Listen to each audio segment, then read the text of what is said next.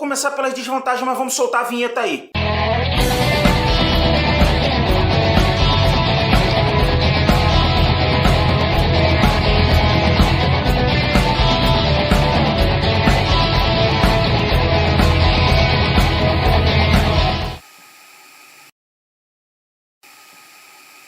Gente, eu vou começar a falar das desvantagens. Eu vou colocar 4 desvantagens, tá bom? E eu vou começar pela que eu acho mais irrelevante, assim, não é, ao meu ver, não é realmente uma desvantagem. Foi uma coisa que me incomodou um pouco, mas não é uma real desvantagem. O que acontece? Como eu sou do Rio de Janeiro, né, em alguns momentos aqui o frio foi um pouco rigoroso para mim, mas não foi uma coisa de outro mundo, entendeu? Tem algumas regiões aí no Rio de Janeiro mesmo, né, se você for para a região serrana, né, algumas cidades ali, Resende, Itatiaia, né, aí tem lá Maringá, que são umas cidadezinhas menores. Do outro lado também tem Petrópolis e tal. Então você vai ter umas temperaturas parecidas com isso no inverno, entendeu?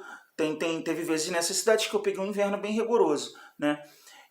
Mas é frio, incomoda bastante. Esse ano especialmente teve um inverno que até os portugueses acharam bem rigoroso. E, enfim, é um pouco chato, tá? Eu tenho um camarada aqui que eu conheço que ele é do sul, da região sul, de uma cidade bem ao sul, e para ele não era nada demais, assim, tal. Eu acho que deve incomodar mais pra gente que é do sudeste, dependendo da cidade, nordeste, norte, né, que são regiões mais quentes do Brasil, né? Mas, no geral, o frio realmente intenso, ele dura 2 semanas, uma coisa assim, aquele frio que te incomoda bastante. Depois continua frio, tá? Um frio, sim, que você tem que se proteger e tal, que você sente frio dentro de casa, tá? Mas que você já está mais acomodado, as tuas roupas ali dão conta, né? É claro que você vai comprar umas roupas que realmente dão conta até do frio mais extremo, né? Porque aqui vai acontecer, então você tem que estar preparado para isso. Mas enfim, tá aí, o frio é a primeira desvantagem, apesar de não ser uma desvantagem real na minha opinião, beleza? Pessoal, uma grande desvantagem aqui para mim é o preço do aluguel. Quando a gente está morando aqui e está procurando uma casa para alugar, é muito difícil achar uma coisa com um preço razoável, né? Mesmo quando você acha um preço mais razoável, mais interessante, ainda é um pouco caro quando você compara com um salário mínimo que pode ser ganhado, né? Então isso é uma coisa bem ruim. Eu até consegui, dei um pouco de sorte, procurei bastante, dei um pouco de sorte, consegui arrumar uma coisa assim um pouco mais justa, mas ainda assim é um pouco caro. E muita gente reclama disso aqui, eu conheço muitos amigos aqui que têm essa dificuldade. Isso é uma desvantagem muito grande na minha opinião, é uma coisa que atrapalha muito aqui. Pessoal, número 3 para mim é o desencontro das informações quando você está lidando com burocracias. Ah, Felipe, explica melhor. É assim, eu preciso tirar um documento, né? Preciso abrir aí uma autonomia para eu trabalhar, preciso dar entrada aqui na minha documentação, fazer essa coisa toda. E tem muita coisa, né? Bastante coisa que a gente tem que estar fazendo em relação a isso e tal. É bem burocrático, tem muito espaço e tal. Mas assim, o desencontro da informação é assim, você vai no estabelecimento para resolver isso e você chega lá, te dão uma informação, né? Está faltando documento, está faltando isso, está faltando aquilo. Quando você volta no outro dia já é outra coisa. Se você for num outro estabelecimento equivalente, né, numa outra cidade, você chega lá é outra coisa, é muito diferente, é impressionante, parece que cada pessoa pode fazer o que ela quer. Eu acho isso muito louco, é muito diferente do que eu estou acostumado aí no Brasil, apesar de ter uns problemas aí também de burocracia, de ter uma confusão, tem sim, mas eu achei aqui mais confuso. É muito problemático essa coisa, quando você vai lidar com burocracia, tirar documentos, essas coisas todas, a informação está sempre mudando, cada um fala uma coisa, e dependendo da pessoa que te atende a uma coisa, dependendo da pessoa que te atende a outra, tem um sujeito que vai te pedir o seu nome e um documento, o outro vai te pedir certidão de nascimento, isso, aquilo, não sei o que, não sei o que, não sei o que, uma lista enorme de coisas, e aí depende, né? A gente tem que contar um pouco com a sorte com isso aí. Salário baixo. Vou explicar um pouquinho melhor para você. Quando você compara o salário mínimo com o resto da Europa, o salário mínimo aqui é baixo, tá? Mas se ele fosse baixo e desse para você se bancar com ele, tá ok, né? O custo de vida é equivalente a um salário baixo, então tá ok. Só que, no caso, como eu falei agora, os aluguéis são muito caros. Então, isso fica desproporcional. Você tem um salário baixo para um aluguel muito alto. Então, é muito comum aqui as pessoas dividirem casa, alugarem quartos, né? Grupos aí alugam uma casa um pouquinho maior, com um pouquinho mais de quarto, ou dividem os quartos e tal. Os imigrantes, né, fazem isso. Alguns portugueses que vêm de outra cidade para morar em Lisboa, né, fazem isso. Então, essa questão do salário baixo é muito complicado também, é um pouco complicado, tá? Mas eu ainda vou falar um pouco mais dessa questão do salário aí na frente, numa parte da vantagem. Tem uma vantagem que está ligado com essa questão aí do poder de compra, essa coisa toda. Eu vou explicar a diferença, tá? O conflito que eu falei está bem ligado a isso. O preço dos aluguéis e o salário baixo. Ok? Então bora para as vantagens agora, que aí sim. Primeira vantagem. Olha, gente, eu fiz um bocado de vídeo aí mostrando as ruas para vocês, né? Algumas regiões aqui do Centro Histórico de Lisboa. E assim, uma coisa que eu sempre estava falando lá no vídeo é sobre como as coisas aqui são limpas, né? Eu admiro muito isso. Eu sou uma pessoa que eu admiro muito um espaço público limpo, né? A gente pode circular sem estar lidando com lixo, sem sentir odores desagradáveis, essa coisa toda. Isso é um bom sinal.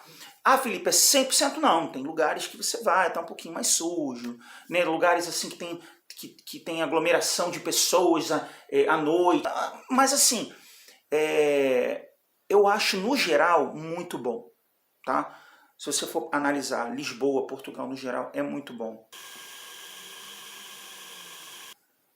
Vou falar para vocês agora do transporte público. Eu considero uma vantagem, apesar de ter seus problemas, né? O transporte público, na minha opinião, é bem estruturado, né? Você tem aí uma boa integração entre os transportes.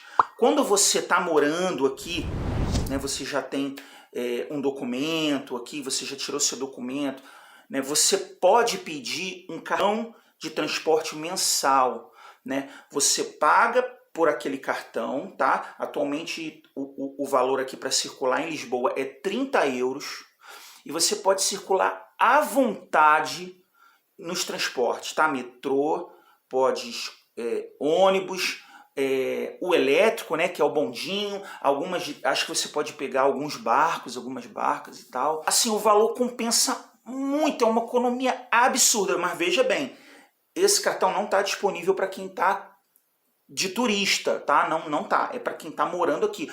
Eu acho que a oferta do transporte, dos ônibus, assim, em alguns momentos ela deixa um pouco a desejar, principalmente de madrugada. Tem alguns lugares de madrugada que você não consegue isso. Se estiver um pouquinho mais afastado de Lisboa, morar assim nas cidades em volta, ou então em áreas um pouco mais distantes dentro de Lisboa, fica complicado de madrugada para voltar para casa.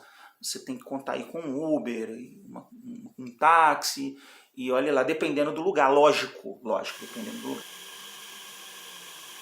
O poder de compra. Felipe, mas você falou que o salário é baixo, que o aluguel é alto. Como é que é isso de poder de compra? Calma, jovem padawan, eu vou explicar, vou te dar um exemplo. Sim, é verdade, o aluguel é caro, é complicado pagar o aluguel, tá? O salário é baixo, é complicado, porque o salário é baixo. Entretanto, é assim, eu comprei recentemente um telefone celular, tá? Esse telefone celular me custou 150 euros, tá?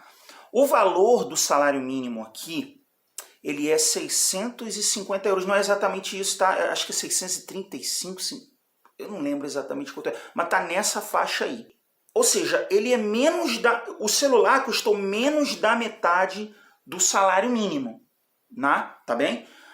Agora eu fiz uma comparação com o Brasil, tá? eu peguei esse mesmo telefone celular, esse mesmo modelo de telefone celular que eu comprei, entrei aí numa loja aí online do Brasil, e esse mesmo celular é um celular bacana, não é um top de linha, mas é um celular bacana, não é dos mais baratinhos, mas também não é aquele caro, super caro, é um bom celular, lançamento, não sei o que. Eu vi ele aí por R$ 1.200, não sei o que.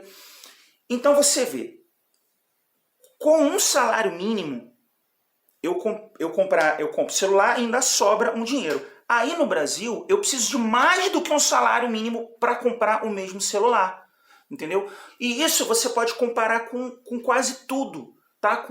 Até com carro, com outros eletrônicos e tal. Você tem um bom poder de compra. Você só fica na mão mesmo, na maioria das vezes, com o aluguel. O resto, assim, comer uma comida diferente na rua, né, fazer uma compra mais legal no mercado, tudo isso aí você consegue, né, você tem esse poder de compra, tá? É claro que às vezes você se arrebenta, acaba não fazendo nada disso, porque você tem que pagar teu aluguel, tá? Mas no geral o poder de compra é muito bacana, isso aí eu achei aqui sensacional. Para encerrar, para mim, a vantagem excepcional, aquela que paga tudo, para mim, paga tudo, tá? Se essa fosse a única vantagem, para mim já tava legal morar aqui, tá? Só por causa disso. Pessoal, aqui é muito seguro, tá? Veja bem, eu morei no Rio de Janeiro, em mais de uma cidade, e assim, eu tive problemas muitas vezes com situação de assalto, com situação de violência, e isso é muito cansativo, é muito desgastante para mim, tá? Isso causa um mal-estar assim, que eu não sei explicar, tá? E uma das coisas que eu vim buscar, assim, indo para outro lugar, outro país, foi isso, segurança. Eu me sinto muito seguro, aqui é muito seguro, não tem muitos problemas com violência. Ah, Felipe, eu escutei um fulano falar que foi assaltado. Sim, acontece sim. Tem gente que é assaltado, existe roubo de carro, entendeu? Mas os casos, assim, são poucos, tá? Se você contar o número de casos por habitante, são bem poucos. E raros, tá? Não acontece o tempo todo, entendeu? Então eu já andei, olha, eu trabalhei aqui de madrugada, entendeu? No verão e tal. Andava na rua, as pessoas estão andando na rua no verão, o pessoal vai muito pra rua no verão, mesmo de madrugada. E eu não tinha medo de estar mexendo com o meu celular, entendeu? Era comum a pessoa tá andando com o seu cachorrinho, passeando com o seu cachorrinho mesmo de madrugada, ela cumprimenta, epa, boa noite, tá? Claro que tem gente que fica quietão, tem outros imigrantes que moram aqui que não falam a nossa língua, né? A gente interage muito com os portugueses e outros brasileiros aqui, porque a gente fala a mesma língua, mas tem muito chinês, tem nepalês, essas coisas todas. Então o pessoal não se comunica tanto, eles ficam ali, né, mais na panela deles e tal, mas tem muita gente boa que assim mesmo dá para conversar em inglês com vários deles, assim, já tive oportunidade, é bem bacana, eu gosto disso aqui em Lisboa. Aliás, eu podia colocar isso aí como uma vantagem extra, tá? Esse ambiente multicultural aqui, de ter várias nacionalidades, de ter lojas, comércio, que o indiano é dono, que o chinês é dono, o nepalês é dono, o canadense, e você vai lá, entra, tem loja que você entra aqui, o cara nem fala português direito, e isso é estranho, incômodo mas isso faz parte de um ambiente muito cultural que me agrada e que é muito enriquecedor, entendeu? Eu acho isso muito legal, então aí coloquei uma vantagem extra, vantagem número 5, ambiente multicultural, multi-internacional e por